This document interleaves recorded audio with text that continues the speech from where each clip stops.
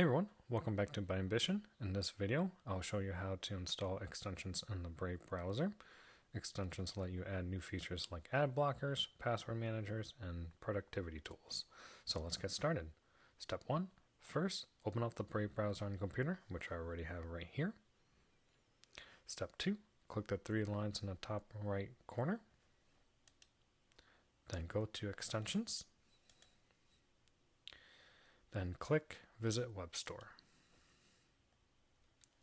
This will open the Chrome Web Store where Brave gets its extensions. Step 3. Search for the extension you want to install. For the sake of this video, we're going to install Grammarly.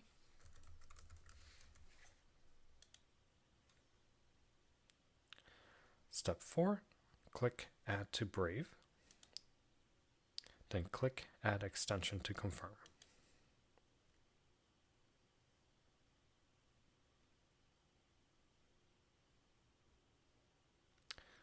Step 5. Once installed, the extension will appear in your Brave toolbar or Extensions menu. And that's how you install extensions in Brave browser. If this video helped, like the video, subscribe to By Ambition, and I'll see you in the next one.